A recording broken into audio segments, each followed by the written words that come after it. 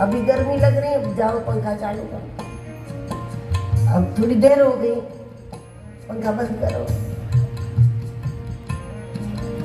रात में हल्के फुल्के कपड़े पहनाओ। सवेरे फिर बाल भोग उस प्रकार से लगाना है, अच्छे वस्त्र आदि धारण कराना है। और उसमें बाद में फिर से गर्मी बढ़ गई तो कहेंगे कि बदल दो, आज गर्मी बहुत है, दोपहर का पूरा फिर चेंज हो जाएगा वस्त्र।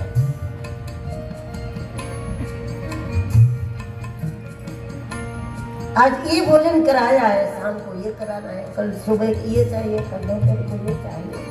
अब यही सब बनाने में अपने लिए तो है नहीं, और खाना तो अपने को ही है।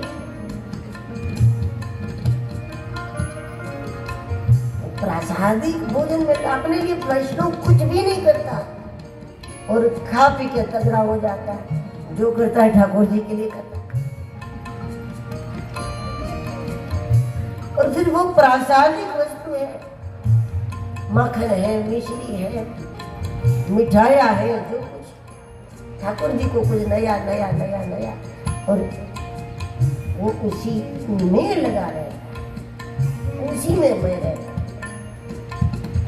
फिर भोग लगाना, फिर थोड़ी देर के बाद उठा लेना, फिर ले लेना, और फिर उसको ग्रहण करना, उसको बांधना। बहुत सरल तरीका है, बहुत सरल, और खुद ही तगड़े हो जाए। देखो वैष्णवों को एक भी विटामिन की कमी नहीं होगी उसमें।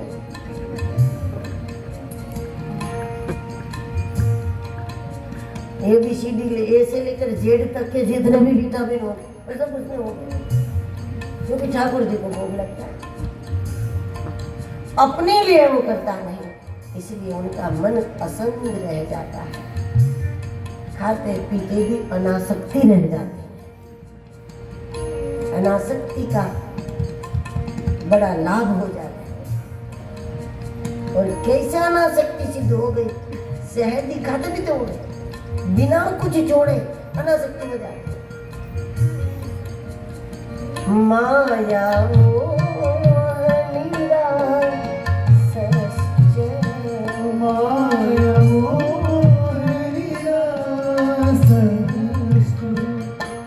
वैष्णवे क्रियते कथम,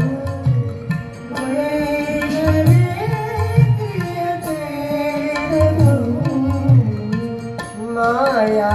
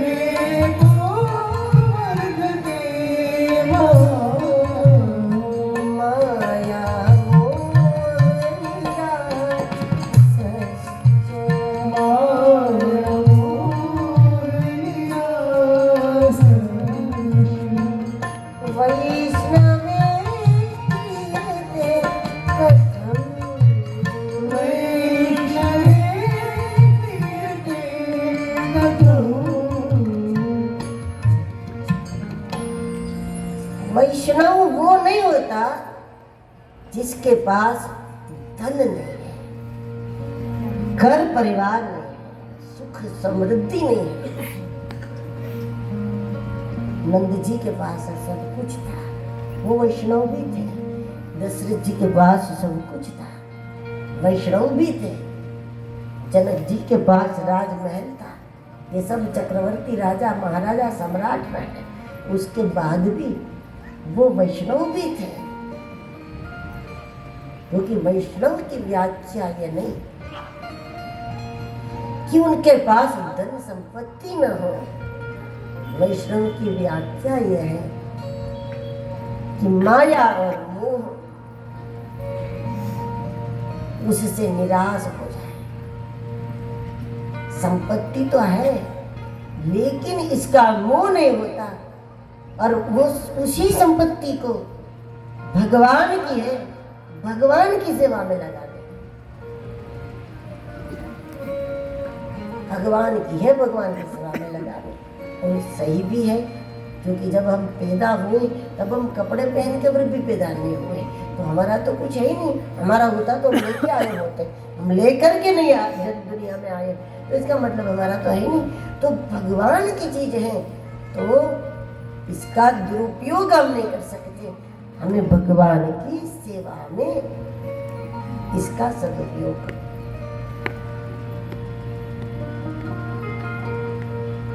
ये विचार है वैष्णव का। लेकिन ये विचार तो देखो, विचार तो बन सकता है। अभी आपने सुन भी लिया तो भी ये विचार बन सकता है कि हम कुछ लेकर दुनिया में नहीं आए थे और बाद में ही हमें सब कुछ मिला है, तो हमारा नहीं है। ये सुनने के बाद, ये समझने के बाद भी तो धन संपत्ति से जो हमारा मालिकपना है, हमारे मन में जो इसका एक लोभ है, एक आकर्षण है, वो तो नहीं जाएगा। तो वो आकर्षण कैसे चला जाए? वैष्णवों के पास इसका तरीका है, धन का त्याग नहीं करना, ये आकर्षण छोड़ना है। संपत्ति नहीं छोड़नी है, मोह छोड़ना है। और कितना सरलतम उपाय है वैष्णवों के पास कि वो सारी चीजें भगवान के भोग में, भगवान का मंदिर, भगवान का सिंहासन, भगवान के आभूषण, भगवान को सुबह ये देना है, दोपहर को ये, हर अच्छी चीज ठाकुर जी की। ये बहुत बहुत सुंदर बात है वैष्णव की, बहुत सुंदर बात। हम लोगों के पास जो कोई सुंदर अच्छी महंगी चीज आ जाती है तो परिवार के 2-4 सदस्य होंगे, सब कहेंगे ये हम रखेंगे, ये वस्तु में, ये तो मैं ही पहनूंगी, ये मैं ही पहनूंगा, ये तो मेरा ही है। जो अच्छी चीज है, वैष्णवों की धन्यता ये है, ये मेरा भी नहीं, ये तेरा भी नहीं, जो सबसे सुंदर है वो ठाकुर जी की सेवा में समर्पित करते हैं। तो अच्छा श्रृंगार, अच्छे बर्तन, अच्छे अच्छे भोग, ठाकुर जी को नया नया नया भोजन, नया नया मिठाई बना बना के रोज अलग अलग भोग लगाने के चक्कर में वैष्णवों के घर की माताएं बहुत सारी आइटम सीख लेती बनाना, इतनी सारी चीजें बनाना सीख लेती, क्योंकि भगवान को खुश करना है, भगवान को खिलाना, और नया नया बहुत कुछ उसमें वो सीख भी लेते। बड़ा लाभ सीखने से तो बड़ा लाभ ये कि मन और शरीर को फुर्सत नहीं मिलती, और जब फुर्सत न मिले तो हमारा तन और मन कोई ऐसे काम की ओर जाएगा ही नहीं जिससे जीवन बिगड़ता है।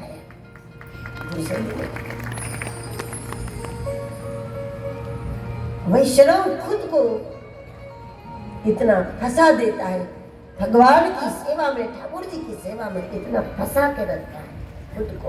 उसको पता है कि अगर भगवान की सेवा में खुद को नहीं फंसाएंगे तो फिर जन्म मृत्यु में तो फंसना ही है। इससे अच्छा इसमें फंसा दो। जिसने भगवान के नाम में, भगवान की कथा में, भगवान की सेवा में खुद को फंसाया तो फिर वो जन्म मृत्यु में नहीं फंसेगा। अगर फंस गए जन्म मृत्यु में तो कितना भारी कष्ट है। उसको जब आप विचार भी करो तो आपको ये कथा में बैठने में जो कष्ट होता है, भगवान के नाम का जप करने में जो कष्ट होता है, माला जपने में जो कष्ट होता है, पाठ करने में जो कष्ट होता है, वो कष्ट आपको बिल्कुल महसूस नहीं होगा। एक बार रोज उस कष्ट को याद कर लो कि अगर खुद को भगवान के भजन में नहीं फंसाएंगे, संतों की सेवा में नहीं फंसाएंगे, तो फिर जो जन्म मृत्यु में फंसेंगे वो पीड़ा क्या है, वो कितनी बड़ी पीड़ा है।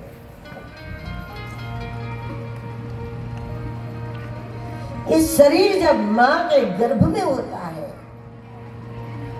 तो उस समय माँ के गर्भ में पांव फैलाने की भी जगह नहीं है। अब आप अपने बिस्तर में कितनी देर तक पांव नहीं फैलाते? क्या 9-10 महीने आप रह सकते हैं? क्या पांव भी न फैलाओ, आप हाथ भी न हिलाओ, न ऊंचा करो न नीचा करो, ऐसे क्या 9-10 महीने आप रह सकते? अभी डॉक्टर 2-3 महीने आपको बेड रेस्ट रहने के लिए बोलते हैं, तब भी सजा हो जाती है। माँ के गर्भ में जो स्थिति है हमारी, पांव फैलाने की जगह नहीं है, हिलने की जगह नहीं है, हाथ ऊंचा नहीं कर सकते, नीचा नहीं कर सकते, एक ही पोजीशन में, एक ही आसन में कितने लंबे समय तक हम पड़े रहते हैं। इतना ही नहीं, माँ के पेट में जो कोई कीड़े वगैरह होता है, वो कीड़े भी काटते हैं उस समय। तो कई बार बच्चा बेहोश हो जाता है, बहुत बार बेहोश भी हो जाता है। उसी कष्ट में हम लोग पिछला जन्म भूल गए, बार बार हम दुखी रहे, बार बार कीड़ों ने हमको काटा, माँ ने कुछ गरम गरम खा लिया, पी लिया, तो हमारा शरीर उस समय जलन महसूस करता है। माँ कुछ तीखा खा लेती है, कुछ खट्टा खा लेती है, तो वो नरम कोमल चमड़ी होती है बच्चे की, वो खट्टा भी बर्दाश्त नहीं होता उस चमड़ी से, वो तीखा बर्दाश्त नहीं होता, और बार बार उसमें कई बार हम बेहोश हो गए। उसी कष्ट में याददाश्त चली जाती है, और उसी कारण हम पिछला जन्म भी भूल जाते। अब आप सोचिए कि आधा घंटा सुंदरकांड का पाठ कर लेना कष्ट का काम है, कि वो 9-10 महीना कष्ट का काम? कष्ट क्या है दो भाई?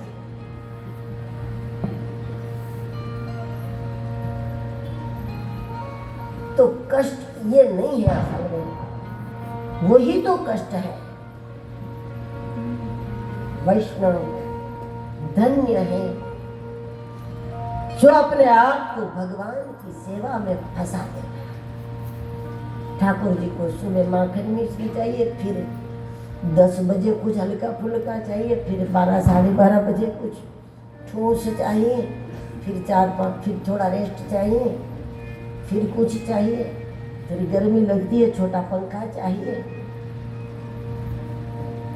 कुछ खिलौने बिलौने चाहिए। तो भगवान को खिलौना देना है, फिर वो हटाना है, भगवान को सुलाना है, भगवान को जगाना है, भगवान को ठंड लगती है, भगवान को गर्मी लगती है। इस प्रकार साक्षात समझ करके वैष्णव भगवान की सेवा में लगा रहता है। तो ऐसे में वैष्णव का शरीर और मन भगवान की सेवा में इतना फंसता है, खुद ही भगवान की सेवा में खुद को फंसा दो, जन्म मृत्यु में कभी फंसना नहीं पड़ेगा।